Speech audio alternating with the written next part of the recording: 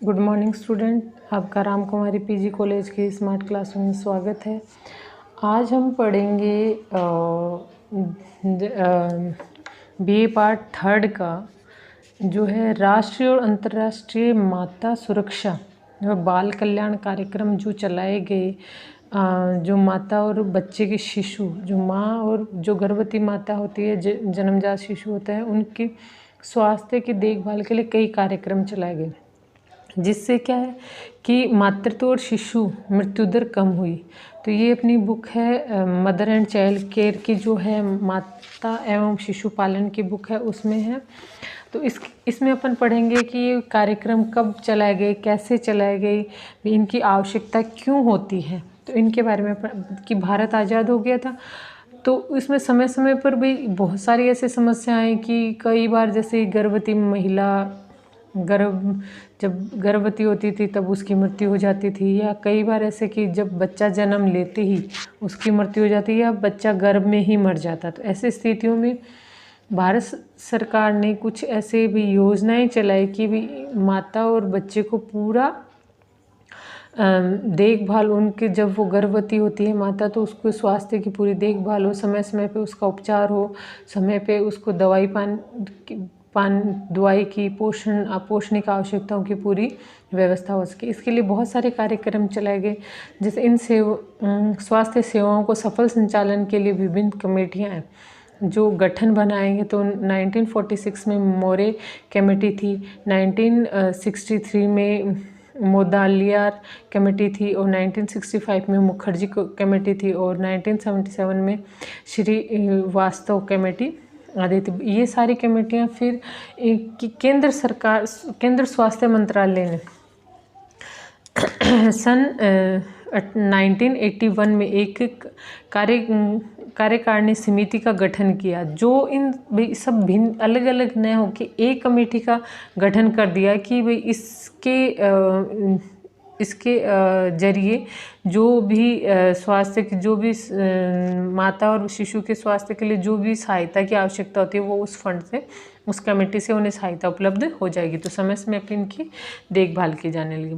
सन 2000 तक सबके लिए स्वास्थ्य प्राप्त हो, मतलब ये एक उद्देश्य रखा गया कि ये कमेटी है, इसका एक मेन उद्देश्य होगा 2000 तक जो भी महिलाएं बच्चे जो हैं उनको स्वास्थ्य संबंधी सभी आवश्यकताएं उपलब्ध होनी चाहिए।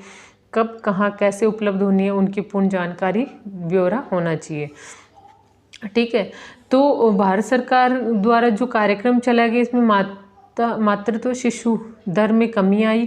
भाई जो ये कार्यक्रम कमेटियां के द्वारा जो गठन किए गए, जो कार्यक्रम चलाए गए, जैसे माता एवं शिशु बाल कल्याण कार्यक्रम है, तो जननी सुरक्षा योजना है, तो इन सभी योजनाओं के तहत क्या है कि उनके स्वास्थ्य पर पूरा बहुत अच्छा भाई प्रभाव दिखाई दिया कि उनमें भाई मृत्यु दर घट गई, और लोगों के माता अपने स्वस्थ शिशु को जन्म देने लगी, एक स्वस्थ शिशु का जन्म हुआ, और एक अच्छे भाई इसमें माता और शिशु के स्वास्थ्य के लिए पूरी सुविधाएं उपलब्ध हो गई।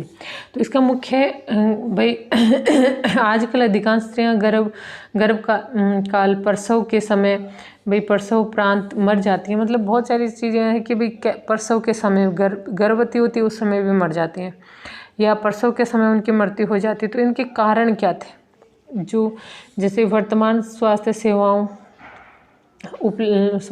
का अधिक विस्तार करना, भाई इनके लिए जो उपाय चलाए गए, भी जो कुपोषण है या गरीबी के कारण है, बीमारियों के कारण, जैसे कई बार माता अगर बहुत लंबे समय से बीमार है तो वो गर्भवती नहीं हो सकती, बच्चे को पैदा नहीं कर सकती। तो ऐसी स्थितियों से निपटारा करने के लिए सरकार ने कुछ योजनाएं चालू की, जिससे लोगों को ज़्यादा से ज़्यादा लाभ हो सके और वो एक स्वस्थ संतान को जन्म दे सके, अपनी पीढ़ी को आगे बढ़ा सके।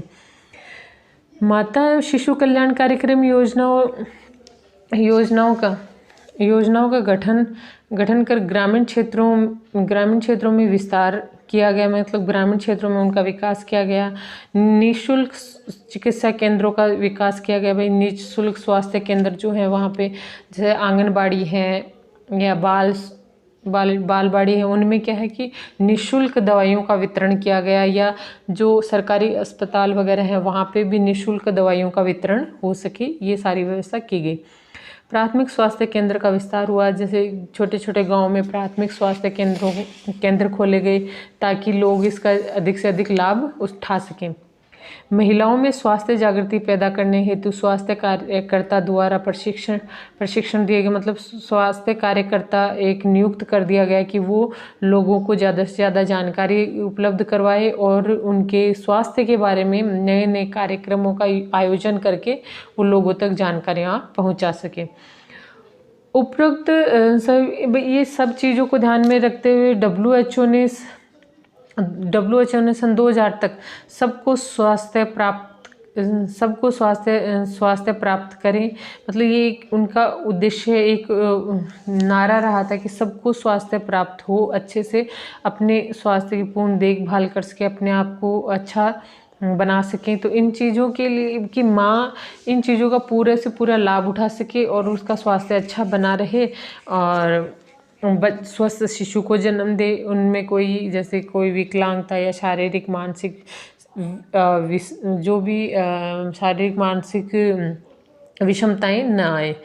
तो मगर दुर्लभ भाग्य की भारत सरकार ने सन 2016 तक लक्ष्य प्राप्त नहीं, और मतलब भारत सरकार में ये लक्ष्य प्राप्त उद्देश्य ये रखा था कि 2000 तक ये लक्ष्य प्राप्त हो जाए, लेकिन 2016 तक ये लक्ष्य प्राप्त नहीं हो सका। फिर माता एवं शिशु कल्याण कार्यक्रम से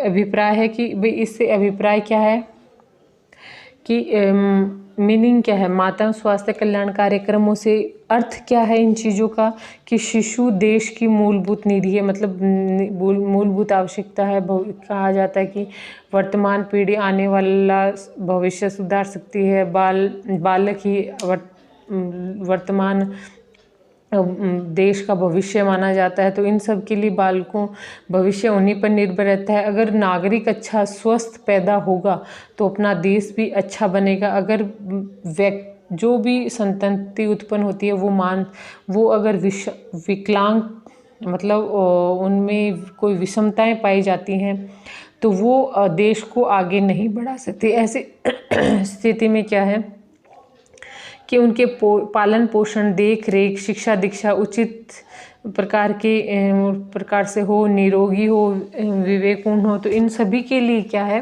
कि बहुत सारे कार्यक्रम चलाए गए, जिससे क्या है कि माता शिशु को जो सहायता उपलब्ध होनी है वो उन्हें उपलब्ध करवाई जा सके और उनसे ये जो कुरीतियाँ हैं, कुपोषण के शिकार हैं, जैसे कई बच्चों में रक्त अल्पता हो जाता, माता में रक्त अल्पता हो जाता है, अंधापन है, बेरी रोग है। इन सब से निवारण के लिए कि एक WHO ने कार्यक्रम चलाया कि इससे लोगों को समय समय पे हर चीज़ की जानकारी हो, हर नए नए कार्यक्रम चलाए जाएं।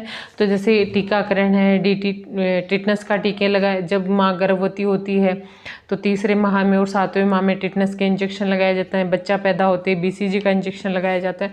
तो ये सारी चीज़ें उन्हें समय समय पे मिलती रहें, इसके लिए क्या है कि छोटे गांव में आंगनबाड़ी केंद्र खोल दिए, स्वास्थ्य केंद्र खोल दिए, वहाँ पे निःशुल्क दवाइयों का वितरण। जो व्यक्ति अपनी आर्थिक स्थिति उनकी सही नहीं है वो बड़े हॉस्पिटलों में अगर बड़े हॉस्पिटलों में जाके वो अपने स्वास्थ्य की जांच नहीं करवा सकते, तो प्राथमिक केंद्र है या आंगनबाड़ी में वो उनके आवश्यकता के अनुसार वो दवाइयों का सेवन करें, उनका उपयोग करें और अपना स्वास्थ्य अच्छा बनाए और जो भी संतान उत्पत्ति हो वो अच्छी उत्पन्न हो। ठीक है, तो उसमें क्या फिर है कि देखिए माता एवं शिशु कल्याण कार्यक्रम से तात्पर्य माताओं एवं शिशुओं के उच्च स्वास्थ्य संबंधी कार्यक्रम, जिसमें माता को प्रसव से पूर्व, प्रसव के समय और प्रसव उपरांत शिशु को जन्म देने के बाद भी 1 से 5 वर्ष तक के शिशु का स्वास्थ्य, मतलब इनके स्वास्थ्य की पूरी देखभाल की जाए। ठीक है,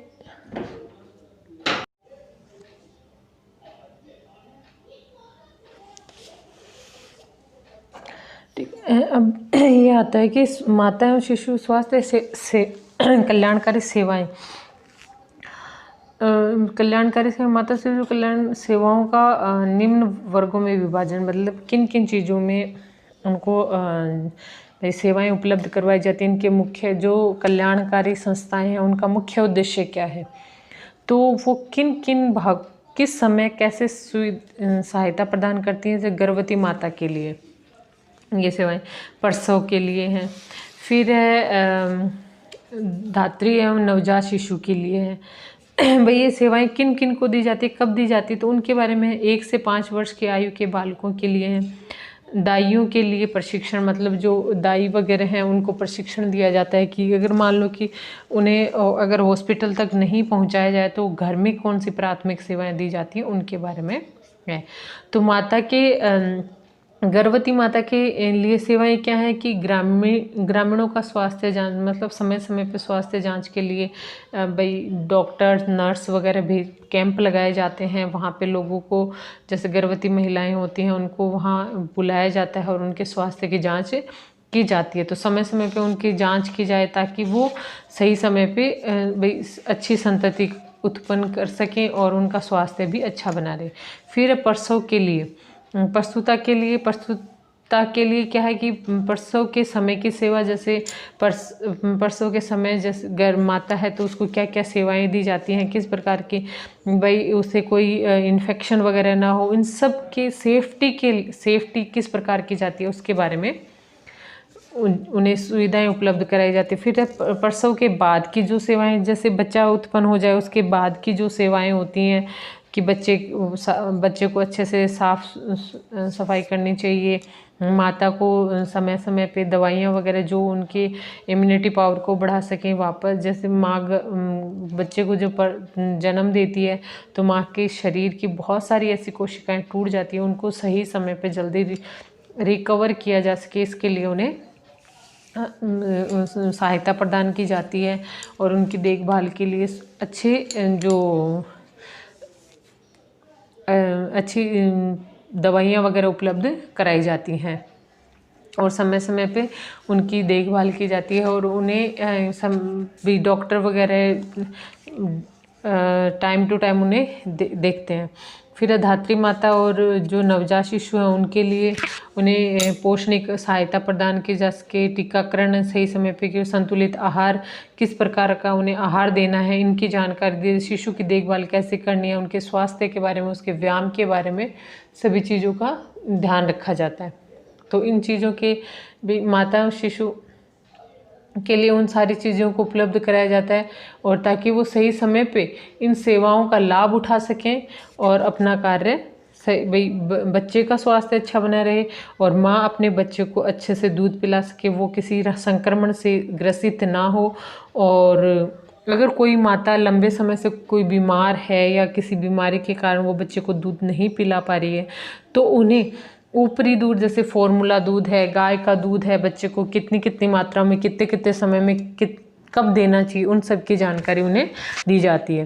फिर है पुरुषाली बालकों के लिए सेवाएं हैं। जो पुरुषाली है 1 से 5 वर्ष के बच्चे हैं उनके लिए जो सेवाएं दी जाती, मतलब उनको खान पान के लिए उन्हें उनकी वृद्धियों विकास के लिए, क्योंकि बच्चा छोटा होता है तो उसका वृद्धियों विकास बहुत तीव्र गति से होता है, तो समय समय पे उन्हें जो सहायता पोषणिक चीज़ें जो प्रदान करनी होती है, दूध है, दवाइयाँ हैं और जो भी पोषाहार है, तो वो निःशुल्क वितरण आंगनबाड़ी में वितरण किया जाता है। बच्चे को वहाँ घंटे 2 घंटे के लिए खिलाया जाता है और उन्हें पढ़ना लिखना सब सिखाया जाता है। दाइयों को प्रशिक्षण दिया जाता है। भाई दाइयों को जैसे डिलीवरी के समय उन्हें क्या सावधानियां रखनी चाहिए, गर्भवती माता के लिए क्या सावधानियां, शिशु के लिए क्या क्या सावधानियां होनी चाहिए, उन सब का, और उन्हें क्या किन चीज़ों की आवश्यकता है, किस समय भाई उन्हें दवाइयाँ देनी हैं, उन सभी चीज़ों का प्रशिक्षण उन महिलाओं को दिया जाता है, ANM वगैरह को दिया जाता है। फिर है माता और शिशु कल्याण सेवाएं। वे सेवाएं कौन कौन सी हैं, तो स्थानीय संस्थाएं हैं, प्रादेशिक संस्थाएं, केंद्रीय संस्थाएं, अंतर्राष्ट्रीय हैं और स्वयंसेवी संस्थाएं हैं। तो स्थानीय संस्थाएं कौन सी होती हैं, जैसे स्वास्थ्य केंद्र है, प्रस्तुतिग्रस्त गृह है। तो ये छोटे छोटे जैसे डिलीवरी होम खोले जाते हैं। तो इन सभी चीज़ों को सही समय पे लोगों को जानकारी प्रदान की जाए और वो सही समय पे जो गर्भवती महिला होती है, जो बच्चा पैदा करने वाली है, उन्हें सही समय पे वहाँ पहुँचाया जाए, जैसे उन्हें प्राथमिक सेवाएं बहुत सही समय पे उपलब्ध कराई जा सकें। और वहाँ पे जैसे एक डॉक्टर और नर्स, मिडवाइफ, महिला चिकित्सा, विशेषज्ञ चिकित्सा, कंपाउंडर वगैरह वहाँ कर्मचारियों को नियुक्त किया जाता है, ताकि वो गांव में जो भी महिलाएं हैं उनको सही समय पर हर सहायता प्रदान कर सकें।